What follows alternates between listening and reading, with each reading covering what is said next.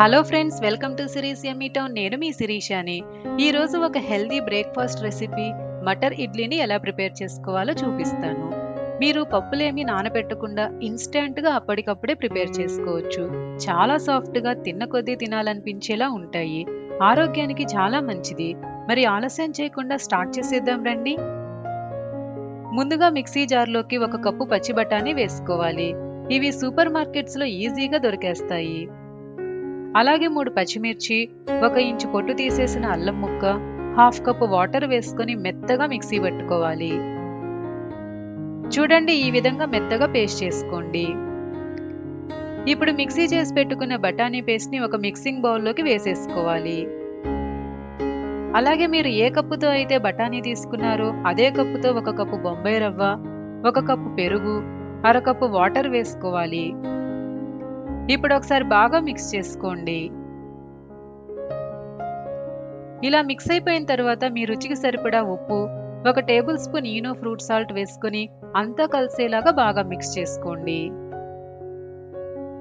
ఇప్పుడు బౌల్ని పక్కన పెట్టేసి స్టవ్ ఆన్ చేసి ప్యాన్ పెట్టుకుని 1 టేబుల్ స్పూన్ ఆయిల్ వేసుకోవాలి.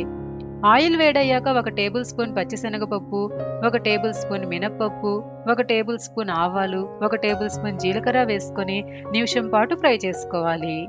తర్వాత 2 రెమ్మల కరివేపాకు వేసుకుని చిటపట్లాడిన తర్వాత ఒకసారి కలిపేసి స్టవ్ ఆఫ్ చేసేసి పోపుని బ్యాటర్లోకి వేసేసుకోండి. ఇప్పుడు అంతా కలిసేలాగా ఒకసారి బాగా మిక్స్ చేసుకోండి. ఈ పోపు గింజలు అక్కడక్కడ తగులుతుంటే ఇడ్లీకి ఎక్స్ట్రా టేస్ట్ యాడ్ అవుతుంది. చూడండి, బ్యాటర్ని ఈ కన్సిస్టెన్సీలో ప్రిపేర్ చేసుకోవాలి. ఇన్ కేస్ బ్యాటర్ కొంచెం థిక్గా అనిపిస్తే కొన్ని వాటర్ వేసుకొని కలుపుకోండి. ఇలా కలుపుకున్నాక ఒక 15 నిమిషాలు, లేకపోతే మీకు టైం ఉంటే 30 నిమిషాలు పక్కన పెట్టేసుకోండి. ఇడ్లీ చాలా బాగా వస్తాయి. 15-30 నిమిషాల తర్వాత మళ్ళీ ఇంకోసారి పిండిని బాగా కలుపుకొని ఇడ్లీ ప్లేట్స్కి కొంచెం ఆయిల్ అప్లై చేసుకొని ఇడ్లీలు వేసుకోండి.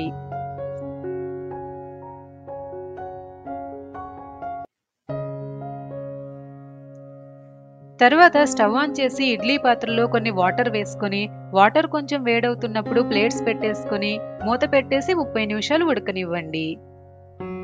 30 నిమిషాల తర్వాత స్టవ్ ఆఫ్ చేసేసుకొని వేడివేడిగా సర్వ్ చేసుకోండి. అంతే, healthy green peas idli ready అయిపోయింది. ఈ గ్రీన్ పీస్ ఇడ్లీని అల్లం పచ్చడితో తింటే చాలా టేస్టీగా ఉంటుంది. ఈ అల్లం పచ్చడి ఎలా చేసుకోవాలో డిస్క్రిప్షన్లో లింక్ ఇస్తున్నాను, చూసేయండి. చూడండి, ఇడ్లీ ఎంత సాఫ్ట్గా ఎంత ఫ్లఫీగా ఉందో, చాలా టేస్టీగా ఉంటుంది. చిన్నపిల్లలకైనా పెద్దవాళ్ళకైనా హెల్త్కి చాలా మంచిది. ఈ గ్రీన్ పీస్లో ఫైబర్ ఎక్కువగా ఉంటుంది. మరి ఈ హెల్దీ గ్రీన్ పీస్ ఇడ్లీని మీరు కూడా తప్పకుండా ఒకసారి ట్రై చేసి ఎలా ఉందో కామెంట్ చేయండి. ఇంకా ఇలాంటి హెల్దీ అండ్ టేస్టీ రెసిపీస్ కోసం please like, share and subscribe to series yummy town. Thanks for watching.